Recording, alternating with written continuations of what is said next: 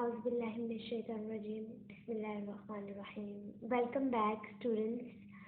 So today we are going to discuss about how to prepare for NMDCAT 2023.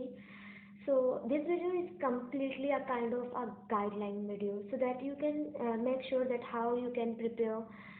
If you are watching this video, so it's obvious that you are going to appear in NMDCAT 2023. Either you are a fresher or you are a repeater. We can say that if you are an improver, because you will improve your mistakes now. So there is something like outlines about NMDCAT कि आप किस तरीके से NMDCAT के लिए prepare कर सकते हैं, लाइक कौन से ऐसे पॉइंट्स हैं जो हम इस वीडियो में डिस्कस करेंगे. So first point is what is this exam? Like ये एग्ज़ाम असल में है क्या? तो अगर आप लोग NMDCAT अपने अपेयर हो रहे हैं तो आप लोगों को पता होना चाहिए कि इस एग्ज़ाम से आप किस किस चीज़ में एडमिशन ले सकते हैं, या कौन कौन सी ऐसी फील्ड्स हैं जो कि आप अप्लाई कर सकते हैं बाय दिस एग्ज़ाम. अगर हम देखें NMDCAT के क्राइटेरिया को, सो आप में से काफ़ी सारे बच्चों को पता होगा कि ये एक ऐसा टेस्ट है जिससे हम एडमिशन ले सकते हैं MBBS में या फिर BDS में in their respective province. Like अगर आप पंजाब से बिलोंग करते हैं और आपका जो डोमिसाइल है वो पंजाब का है, so you can take admission in Punjab के किसी भी मेडिकल कॉलेज में about MBBS and BDS if अगर आपका एग्रीगेट या मेरिट जो है उस लेवल पे है. ये हम सेकंड पॉइंट में डिस्कस कर लेंगे कि what is a competitive exam. देखिए, it's a kind of competitive exam, like कि इसमें आप लोग सब बच्चों को अपेयर होना होगा एंड इट डजेंट मैटर कि आप इसे पास करते हो. लाइक अगर आप पास भी कर लेते हो, आप बहुत सारे बच्चे जो पास तो कर लेते हैं but they are not able to take admission. वो इसलिए क्योंकि ये कॉम्पिटिटिव एग्ज़ाम है. आपसे ज़्यादा जितने बच्चों ने पेपर में नंबर ले लिए वो लोग वो सीट सिक्योर कर सकते हैं, और जिन बच्चों के नंबर कम है वो सीट सिक्योर नहीं कर सकते, लाइक वो एडमिशन नहीं ले सकते. तो ये बात है कि it's a kind of competitive exam कि जितने बच्चों के ज़्यादा नंबर होंगे वो एडमिशन के लिए ज़्यादा एलिजिबल होंगे.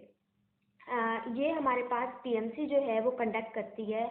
NMDCAT 2023 भी हॉप्सो के PMC कंडक्ट करेगी. इससे पहले भी हमारे पास बहुत सारी ऐसी हम कह सकते हैं कि कमेटीज़ लाइक बनी थी, जैसे कि MDCAT और PMDC. तो ये जो है हमारे पास PMDC MDCAT कंडक्ट करती थी, जो कि प्रोविंस बेसिस पे होते थे. लाइक पंजाब अपना टेस्ट लेता था और सिंध अपना टेस्ट लेता था. लाइक एक ऐसा क्राइटेरिया है कि पहले ऐसा होता था कि हर यूनिवर्सिटी अपना टेस्ट खुद लेती थी. Like if you are from Karachi, so आप लोगों को ये पता होगा कि डाउ यूनिवर्सिटी अपना टेस्ट कंडक्ट करती है, जिना यूनिवर्सिटी अपना टेस्ट कंडक्ट करती है. तो ये सारी यूनिवर्सिटीज़ पहले अपना टेस्ट कंडक्ट करती थी, लेकिन फिर PMDC ने अलग अलग प्रोविंशियल बेसिस पे टेस्ट कंडक्ट करवाया. PMC ने 2021 के एग्ज़ाम में जो है वो ओवरऑल मतलब कि ओवरऑल पाकिस्तान का एक कंडक्ट करवाया था, जो कि अबाउट 30 डेज तक चला था. 2 शिफ्ट में ऑनलाइन सिस्टम था कम्प्लीटली. जबकि 2022 में जो है उसने प्रोविंस बेसिस पे एग्ज़ाम कंडक्ट करवाया. लाइक अपनी ही प्रोविंशियल यूनिवर्सिटीज़ को कॉन्ट्रैक्ट दे दिया कि वो एग्ज़ाम कंडक्ट करवाए. सो हर साल क्राइटेरिया चेंज हो सकता है. लाइक वी कांट प्रेडिक्ट कि अगले साल क्या होने वाला है, कि PMC सबका एक साथ करवाएगी या प्रोविंशियल बेसिस पे होगा. वी कांट यानी कि हम नहीं बता सकते अभी ये बात, ठीक है. सो आगे चलते हैं. हाउ टू प्रिपेयर, या that is the main point कि आपको तैयारी कैसे करनी है. आपको सबसे ज़्यादा जो कंसंट्रेट करना है वो आपको इंटरमीडिएट पे करना है. लाइक आपको हर जगह से यही होगा कि पहले आप अपने इंटर की तैयारी अच्छी करें. Why it's so important, because आपके जो टेस्ट बनता है उसमें एक एग्रीगेट बनता है जिससे हम आगे डीपली डिस्कस करेंगे. आपका 40% मार्जिन जो होता है वो इंटरमीडिएट से आता है. लाइक अगर आपके इंटर में हाई परसेंटेज है तो इसका बहुत ज़्यादा इम्पैक्ट होता है on your aggregate for MBBS. अच्छा, तो MCAT की तैयारी कब से शुरू करनी चाहिए? MCAT की तैयारी बेस्ट वे ये है कि आप mid of the second year से ही शुरू कर दें, जब आपको इनिशियली पता होना चाहिए कि you have to appear in the NMDCAT.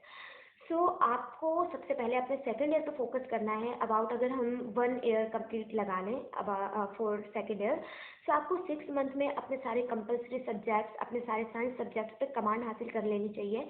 उसके बाद आपको ज़्यादा टाइम देना चाहिए MDCAT को. एंड एंड के मंथ लाइक पेपर से 1-2 महीना पहले आपको फिर शिफ्ट हो जाना चाहिए सेकेंड ईयर पे, ताकि आप उसको अपना 100% दे पाएँ। फिर है कि आपको कोई एकेडमी ज्वाइन करनी चाहिए या फिर यूट्यूब से पढ़ना चाहिए। सो आई विल सजेस्ट कि अगर आपके पास कोई गाइडलाइन नहीं है, इन लाइक के आपके पास कोई ऐसा टीचर नहीं है जो आपको गाइड कर सके, आपके फैमिली मेम्बर में कोई ऐसा नहीं है जो आपको गाइड कर सके एम डी कैट के हवाले से, so you must have to take admission in any academy. Like if I share my own experience, तो मेरे साथ ऐसा था कि मेरी फैमिली में आई वॉज द फर्स्ट जो कि एम डी कैट में अपेयर हो रही थी। सो मेरे पास कोई ख़ास गाइडलाइन नहीं थी इस फील्ड के हवाले से। सो मैंने एडमिशन लिया था अकेडमी में, and after my sister is also to get admission. मेरी छोटी बहन ने भी ले लिया था admission. So that is a good choice कि आप किसी अच्छी अकेडमी में एडमिशन ले लें, but in case if you can't afford, so आप यूट्यूब से भी पढ़ सकते हैं। बहुत ज़्यादा अच्छे टीचर्स, बहुत ज़्यादा अच्छे लेक्चर्स हैं। आप यूट्यूब पे जाकर सर्च कर सकते हैं एम डी कैट के हवाले से। You have to select wisely, like आपको अक्लमंदाना तरीके से देखना पड़ेगा। बहुत सारे अच्छे अच्छे टीचर्स होते हैं, लेकिन I think you have to follow only one series, ताकि आप काफ़ी सारी चीज़ें सीख सकें। अगर आप मुख्तलिफ चीज़ों को बदलते रहेंगे, so you will be get so much confused. Fourth point है कि you have to know about the whole syllabus. या ऑफकोर्स आपको सबसे पहले सिलेबस की आउटलाइन पता होनी चाहिए। लाइक इफ़ अगर पीएमसी जो है टेस्ट कंडक्ट कर रही है, वो अपना एक सिलेबस देती है, सिलेबस के मुताबिक आपको सारी तैयारी होनी चाहिए और आपको उन क्वेश्चंस पे कमांड होनी चाहिए। लाइक आपको ज़्यादा से ज़्यादा प्रैक्टिस क्वेश्चंस करने चाहिए। ये मेन थिंग है। लाइक बहुत से बच्चे सिलेबस कवर कर लेते हैं, but they are not able to solve the MCQs. MCQs are so confusing, like they are so when you are going to solve MCQs, you will find that there are so many confusions in the questions, so you will get to know how MCQs are coming in the exams। आपको past papers भी solve करने चाहिए। Okay, so which board I have to follow? That was the main question when I was in my preparatory phase for MDCAT. So मुझे अभी भी याद है, I was so much confused because I was from Sindh board. तो मेरे जहन में हमेशा ये बात आती थी कि पेपर तो फेडरल से आएगा, पंजाब से आएगा। सो इतनी ज़्यादा कन्फ्यूजन थी, एंड आई नो कि that was the main reason कि जिसकी वजह से मेरे नंबर कम आए थे। इतने भी कम नहीं थे। Like I was able to take admission and I took admission in Jinnah's in medical college, but marks was not so good. So हमें सबसे पहले क्या करना चाहिए, अपने ही बोर्ड्स की बुक्स को फॉलो करना चाहिए। दैट इज़ द पॉइंट कि आपको हर कोई कहेगा अपने बोर्ड की बुक फॉलो करें, बट मैंने अपना एम डी कैट दिया था 2021 में। सो तब तक सिंध बोर्ड की बुक्स जो थी वो अबाउट 90s 98 या 90s 80s की चल रही थी। सो उसके कॉन्सेप्ट बहुत पुराने थे, but you are a lucky batch के आप लोग, आई थिंक आप लोगों के सेशन में ही बुक्स चेंज हुई हैं। So you have a great advantage of it कि आपकी जो सिंध बोर्ड की बुक्स है वो बहुत ज़्यादा रिजेम्बलेंस कर रही है पंजाब बोर्ड से। सो आई विल सजेस्ट कि आप फेडरल को फॉलो करें इन स्पाइट ऑफ पंजाब, सो ताकि काफ़ी सारी चीज़ें, काफ़ी सारे कॉन्सेप्ट्स आपको पता चल जाए। बाकी अपने बोर्ड की बुक्स को तो आप लोग इंटरमीडिएट में भी पढ़ते हैं, so you have a great command on it, तो उसे भी साथ साथ लेके चलें, so that will be the best option.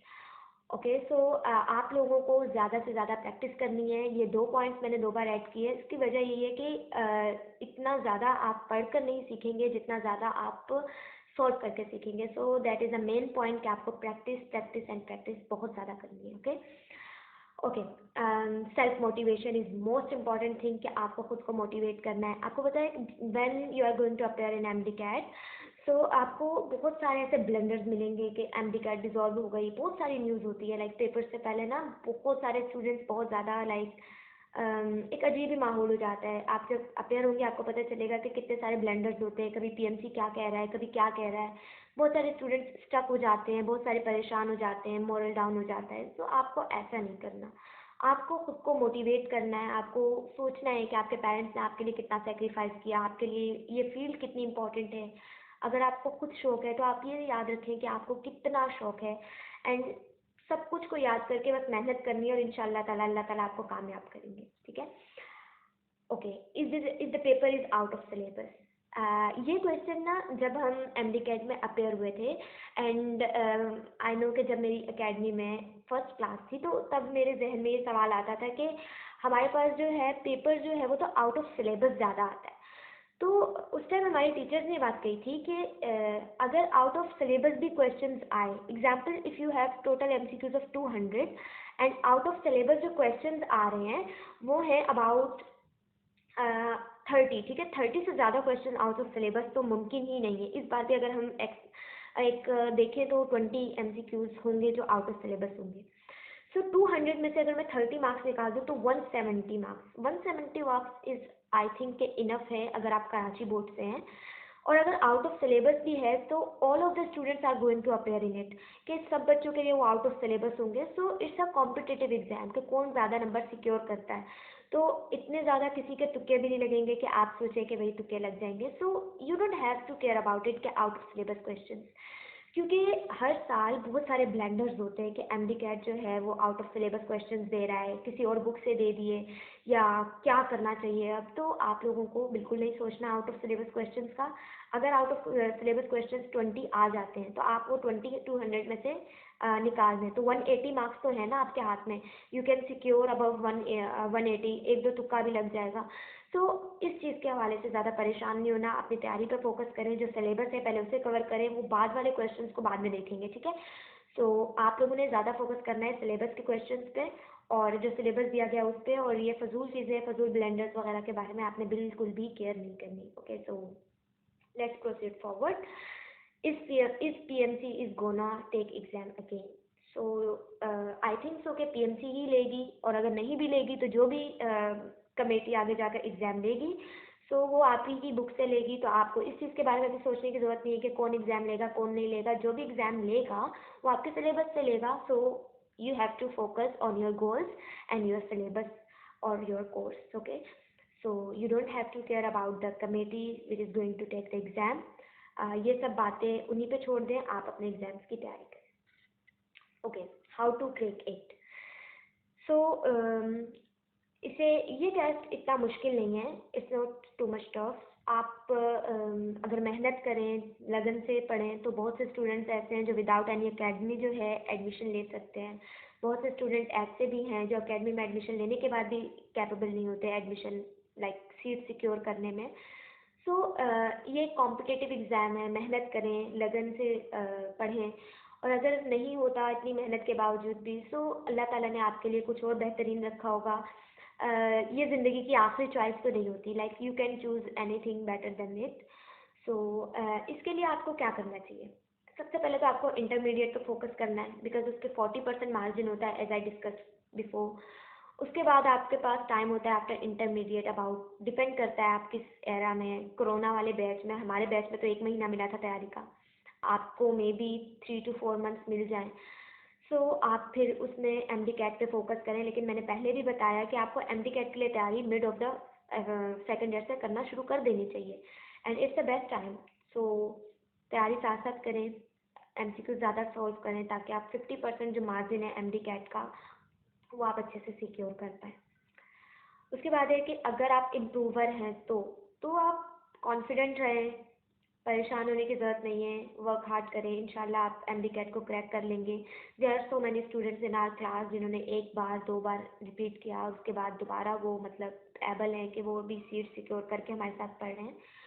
सो ऐसा नहीं है कि आप एक बार दें हो जाए, नहीं हुआ तो आप डिसहार्ट हो जाएं। That's not a matter of like, अपने मॉरल को डाउन नहीं करना चाहिए।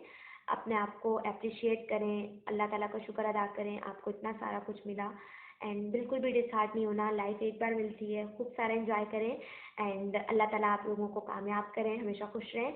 एंड अगर आपको कोई भी कन्फ्यूजन या कोई भी गाइड चाहिए तो आप कमेंट बॉक्स में पूछ सकते हैं। Thank you so much and अल्लाह हाफिज़।